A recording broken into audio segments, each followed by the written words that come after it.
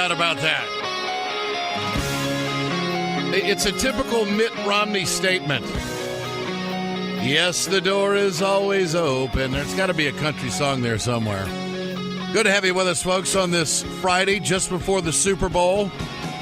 Been a rather unusual week for Super Bowl news. We'll get to all of that. Communication Workers of America, Alliance for American Manufacturing, BioGreen Clean, and the iSafe team bring you this internet broadcast. Good to have you with us. I'm Ed Schultz from the North Country. The Ed Show on MSNBC, 5 o'clock Eastern tonight.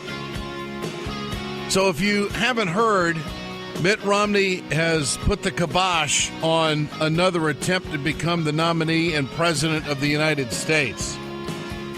In a conference call this morning, he says, I've decided it's best to give other leaders in the party the opportunity to become the next nominee. But wait a minute. There's another line at the very end of his statement. He says, I've been asked and will certainly be asked again if there are any circumstances whatsoever that might develop that could change my mind. That seems unlikely, but not impossible. This is a classic Mitt Romney. It's a yeah, but.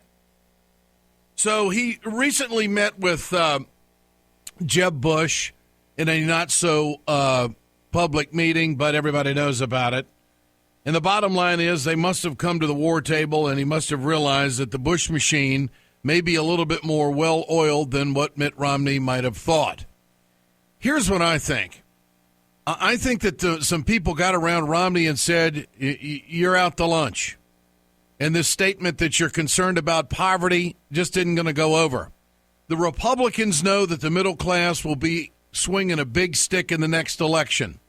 And they also know that Mitt Romney has real trouble connecting with middle classers or people of less fortunate economic fortune in this country. The impoverished who are politically engaged, those who are working two jobs. They don't believe that Mitt Romney's their guy. They're going to remember the 47%. And when he floated this balloon that he wanted to do something for poverty, that dog wouldn't hunt. They couldn't sell that.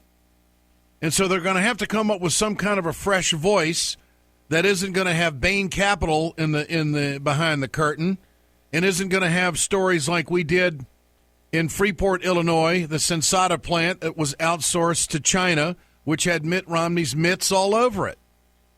And what's hard for, I think, a lot of Republicans is that Mitt's a nice guy. You know, there's very few people that don't like the guy. I mean, he's a nice guy. But he's a loser. He can't win an election. Outside of being governor of Massachusetts, that's where it stops at the border.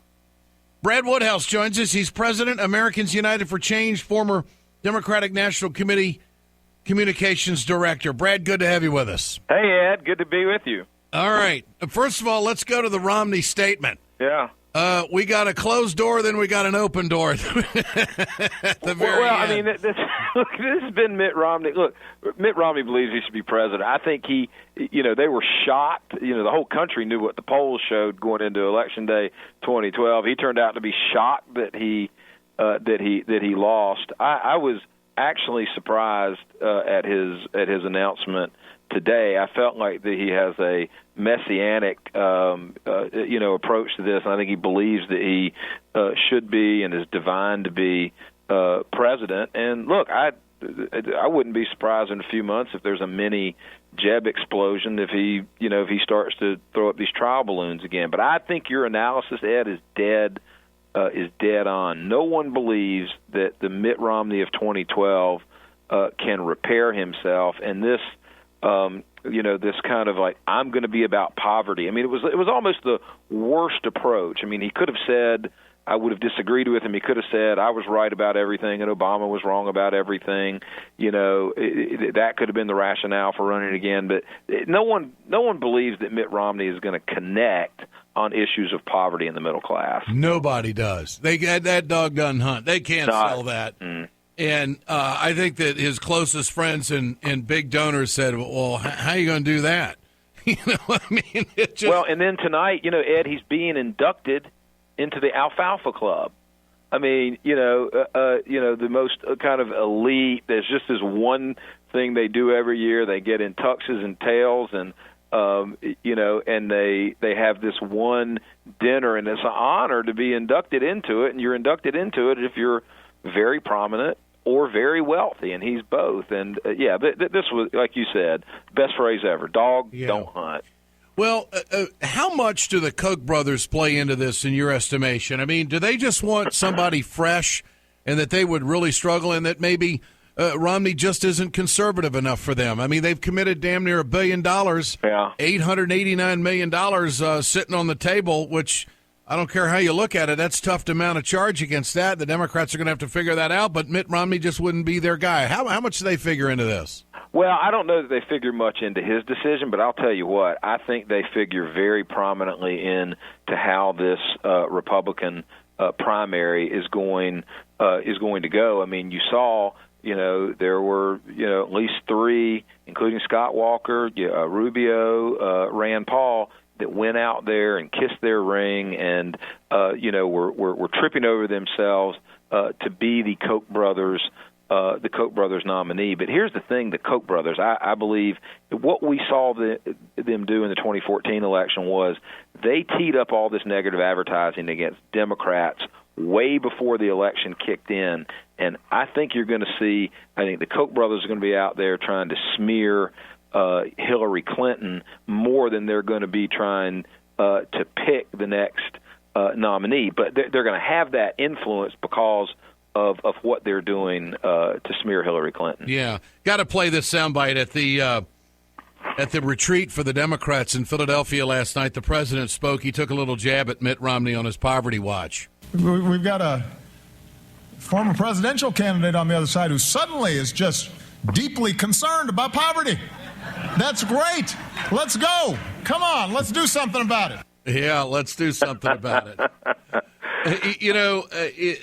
The president is kind of walking tall right now. He cut three here, Brent. He's talking about what has unfolded on his watch in the last 6 years. That's been the history of the last 6 years when we've implemented middle-class economics, and the other side was telling us this would be a disaster and it would kill jobs and raise the deficit. Healthcare costs would explode, and none of that happened. That's pretty rare where you have two visions, a vigorous debate, and then you test who's right. And the record shows that we were right, and middle-class economics does work. See, now, I think you can connect Romney's decision to that soundbite right there and Republicans behind closed doors saying, Mitt, how are you going to get the middle class on your side? And they just don't have a pathway to doing that. What do you think? I think that's absolutely right. I mean, I think, the Romney, one of Romney's rationales was that he was right and the president was wrong, except Romney was wrong on almost every critique that he made. Well, he was wrong on every critique that he made about the president and also about what he promised to do. He said at the end of his first term he would have the unemployment rate down to 6%. Well, it's down to 5.6% halfway through the president's second term. He was wrong on health care. All the Republicans have been wrong on health care. The deficit's declined. Health care spending has declined. More people have it, and so his rationale that he was right about the state of the economy and the president was wrong was flat wrong. It was totally contradicted by the evidence. And I'll tell you, what you saw last night, Ed, was a president that I think is going to be very, very helpful to the Democratic Party and the Democratic nominee because he is unshackled, he is unchained, and that's the guy that was elected twice by the middle class in this country. No doubt. Brad Woodhouse with us here on the Ed Schultz Internet Broadcast, President, Americans United for Change, former Democratic National Committee Communications Director. I want to go down this road now because I have a sense that there's a real process of elimination taking place here because of the money. Mm-hmm. There's going to be some realism that's going to be setting in with some Democrats who would like to challenge Hillary Clinton, but when they see that the Koch brothers are throwing this kind of money around, they're wondering, how in the hell am I going to do that? I mean, look, I just believe that there's very few people that can raise the kind of money that Bill Clinton and Hillary Clinton can raise. And this is going to be a battle of the Titans. And I just don't see anyone mounting the war chest. And I think that the Koch brothers would meet it dollar for dollar and beyond if they could. What about that? I mean, and I'm talking about, Elizabeth Warren, Bernie Sanders, Martin O'Malley, Jim Webb. I mean, these are the Democratic names that have been tossed out there. How in the heck would they be able to even counterpunch the Kochs? Well, I don't. I think it would be very. I think it would be very, very difficult. I mean, the one thing, that the Clintons have going that all these other great people, great leaders don't, is name recognition and brand recognition, and also a network. I mean, President Clinton didn't get elected twice, but by accident, and Hillary Clinton didn't have success running, for the United States Senate, and obviously ran to the very last state against the president without a heck of a network of supporters and donors. And the one thing I think she will inherit, I think, some from President Obama and some from the work that's been done to lay the groundwork for a run by groups like Ready for Hillary, is a grassroots network that can also compete. Because remember, the other thing the Kochs do is they don't just spend a ton of money on the air. They spend a ton of money generating activity on the ground. You can call it AstroTurf and call it whatever you want, but they turn out a lot of people for their causes and for their candidates. And that's the other thing, is you need a nationwide organization of people who believe in you, and those things are hard to build overnight. Hillary and Bill Clinton have a lot of that in place from their time in public life, and that's a big advantage they have. Brad Woodhouse, always good to visit. Thanks so much for your time. Thank you, Ed. All right, you bet. President, Americans United for Change. This is the Ed Schultz Internet broadcast, the Keystone XL Pipeline vote. I've gotten a lot of questions from folks via email and text messaging. Why did the Republicans, why were they so desirous to get Keystone passed? It happened in the Senate. I'm disappointed that 9 Democrats who were all connected to oil and natural gas just had to go along with it for some reason. I think it's bad for the Democrats. I gave a big commentary on this last night on the Ed Show. You can archive it and check it out. I mean, I was pissed. And the Democrats are meeting in Philadelphia, and I guess how do you expect me to fight for you if I'm not sure if you're willing to fight for me? And how are they going to accomplish anything if there's this constant capitulation? Lines in the sand are going to have to be drawn. You're going to have to invigorate the liberal base by saying no to the Republicans on their radical agenda, and there might not be a whole lot getting done the next couple of years. This isn't about President Obama, what his legacy is going to be. His legacy is in stone. It's health care. It's turning the economy around. It's the automobile industry, which is a pretty damn good legacy. And the fact is he's tried to do something on immigration, and was concerned about the middle class, which elected him. And he's also the most obstructed president in the history of the country. So the last 2 years isn't going to change any of that.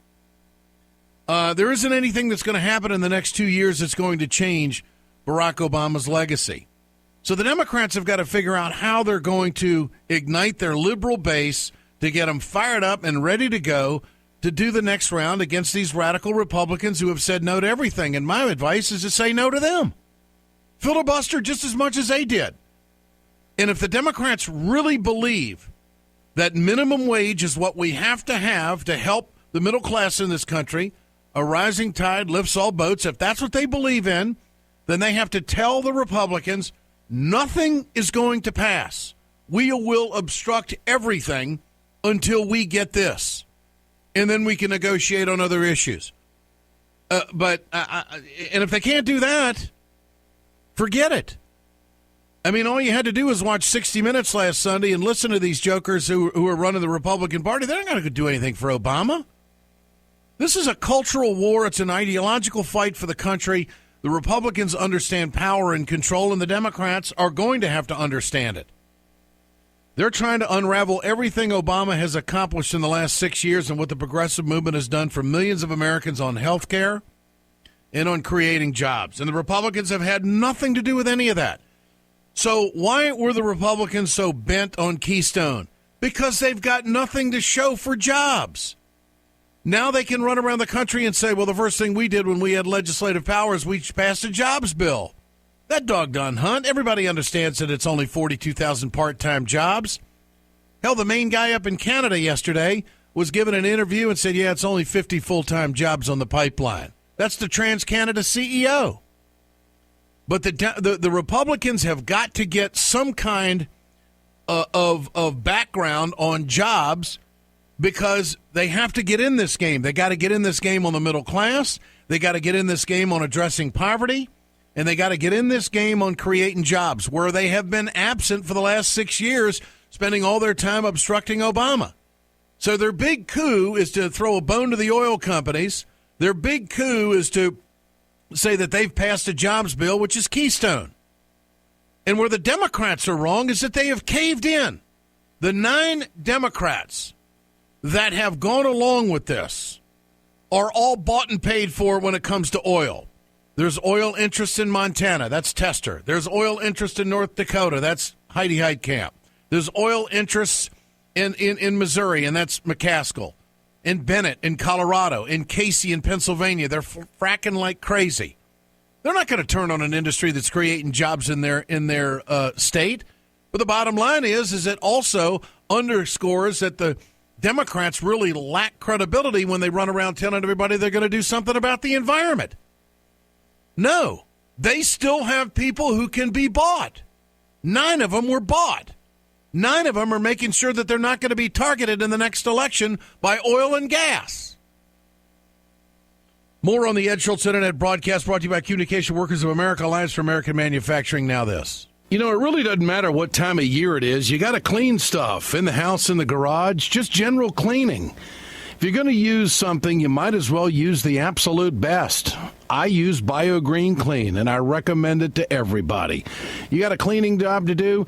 This is what you want to use. BioGreen Clean. It's from the earth. It's plant-derived. You can use it year-round on everything. The garage, the kitchen, bathroom, floor, rugs, walls, general cleaning. It does it. Pet stains, you name it. Listen to Candy. I was cleaning my oven. You normally have to take the shelves out, and they were really disgusting, just like the bottom of the oven was. And I normally would have to scrub them with steel wool and all sorts of stuff to get the stuff off. But I didn't have time, so I just put them in the sink, filled it up with water, and I put in some BioGreen Clean, and came back later and saw all this stuff floating in the water and realized that it had cleaned it all by itself, and all I had to do was take a rag and wipe it down. And I was like, oh, my God, this was the easiest thing. My oven looks like it's brand new again. That's how strong it is. And you know what? It's effective, and you wouldn't believe what it does to petroleum products like grease or oil or any kind of gas, and it leaves no odor. It's amazing. BioGreen Clean is from the earth. It's plant-derived. It's 100% American, 100% effective, and truly eco-friendly. 100% satisfaction guarantee to your money back. Order today. Go to my website at WeGotEd.com and order, or go to BioGreenClean.com. That's BioGreenClean.com. They'll have a demonstration right there on the website. I'm showing you just how effective and how good it is. Order today. BioGreen Clean. It's time to continue our conversation about mechanical insulation. Mechanical insulation is for the piping systems in our nation's commercial and industrial facilities. Facility owners are burning up billions of dollars through the lack of mechanical insulation on these piping systems. One uninsulated steam valve will cost you 1 barrel of oil in heat loss per year. The average hospital has hundreds of these steam valves. The insulation on the valve pays for itself in less than a year. Adding the necessary insulation to the piping for a steam line is paid back in just 12 to 14 months. America, what are you thinking? We're wasting billions. Take the walk through your plant and look at the piping systems. Call the iSave team. Insulation saves America valuable energy, and this team of energy conservation specialists is shovel-ready to save you money. Visit iSaveTeam.org and call their toll-free number to have a specialist give your plant an energy audit. That's iSaveTeam.org. Subscribe to the Ed Schultz Podcast today. Simply log on to iTunes, search for Ed Schultz, and click the subscribe button to have the show delivered to your preferred listening device daily, free of charge. Rate and review the podcast to tell us how we're doing. More details at WeGotEd.com.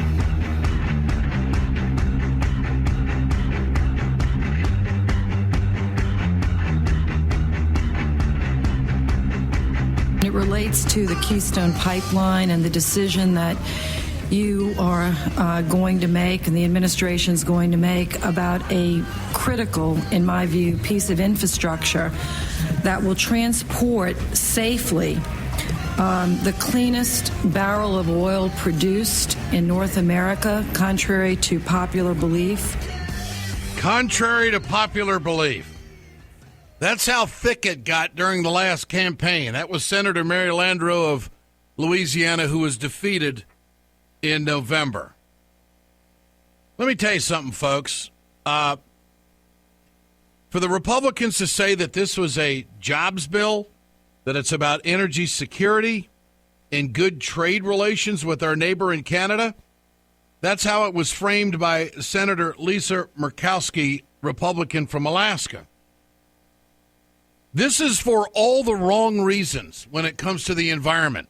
For more on this, Dr. Reese Halter, distinguished conservation biologist and author, drreese.com, R-E-E-S-E. drreese.com is where you can find his work, and he's a great resource. Reese, good to have you with us. Good morning, Ed. Lovely to be with you. You bet. Now that it's passed, of course, there's eminent domain issues, property rights issues in Nebraska, which is going to go on for several years. But what is this oil? Re-educate our audience on exactly how dangerous tar sands oil is. Well, first of all, Ed, my mentor and colleague, James Hansen, he's been in the game, in the science game, for over 4.5 decades. Jim laid the cards on the table beautifully 2.5 years ago in an op-ed in the New York Times, and he's done the math. You know, here's the thing about science. Science is all about math. It is precise. We don't mince things. We don't say it's kind of, sort of. When a scientist goes through the rigors of publishing his work, it is uber clean. Should we burn half of that oil, that gooey, sticky, toxic oil from Alberta, we will have succeeded in end game. That's end, E-N-D game, because there's going to be so much a greenhouse gas in our biosphere, in the environment, that no forest on our planet will be able to live. Not only will no forest be able to live because it's so hot, the ocean will be completely shut down. You've heard me say this before, and I'll say it again. If the oceans die, Ed, we die. We know this. This is not hearsay. This is pure math. So the fact that we are pandering to the Chinese or whoever is going to take the oil from Houston is absolute. It's absolute. It's ecocide is what it is. And you've the CEO of TransCanada Pipe has said it. 50 jobs. We heard last week 35 jobs. This isn't about jobs. This is about a repugnant sense of entitlement. Entitlement for our grandchildren to leave an uninhabitable world. And it may be for our children, Ed, an uninhabitable world. What the hell are we doing? Well, that's a good question. The oil should never come out of the ground, but now that it is, what reverses this? I mean, is there anything that man can do that would offset the garbage that's going to be put into our atmosphere? No. That's the thing. So the only thing one of our listeners from the other night emailed or Facebooked me and said, so there's got to be something we can do to reverse this. No, there isn't anything we can do to reverse it. The only thing we can do, listeners, is to pull back. It's like this. If we're on a motorboat, the handle, it's not currently Big Coal is trying to push that motorboat handle, that accelerator, right down to the floor and put 1 billion tons of weight on it to leave it there. No, we have to reverse that accelerator and pull the throttle back. And we do that, Ed. You and I have discussed this again and again with our best friend, innovation. Come on. We have the greatest brain power in the United States of America in all our colleges and universities. We have within us to find an array of clean, green energies, like a tool belt. There isn't going to be just one hammer on there. There's going to be a variety of technologies. And in the meantime, we become more efficient, like future-proofing all of the pipes on hospitals and buildings around our nation that are wasting energy, phantom energy. When we future-proof our pipes, our buildings, we are circulating money on Main Street in every community, not Wall Street. They got $1 trillion 4, 5, 6, 7 years ago. Now it's Main Street time. We can create jobs. Do you realize the amount of water that we leak in our old pipes in every town and city? It's staggering. We know we're coming into warmer times, so let's redo all our water pipes. The American Association for Engineers, on their website, they lay it out. And again, engineers are scientists. They work in numbers, hard, factual numbers. We can create 20 years of real jobs, white-collar, blue-collar jobs around our nation by becoming water smart. Yeah. You know, you see all these people in D.C., many of them, and they're at the trough, and they don't care who's feeding them. They just keep on eating. When are they going to look after our people on the ground in our towns and cities? By the way, that's the taxpayers' dollars that they're handing big all to go into our oceans right now and destroy life. Millions of animals, and we're subsidizing every penny of that, Ed. That is so wrong. If it's really big business, if it's really economics, let them spend tens of billions out of their own war chest. They won't do it. So why are we doing that? Why are we saying innovation can't sort this out? If Steve Jobs and Steve Wozniak were sitting at the same table with you and I, and we told them 40 years ago, take your crappy little invention and move down the block, where would we be today? Everybody's got a smartphone. Everybody's got a pad. Everybody's got a laptop. We can engineer, and we have within us to move away from these toxic pollutions.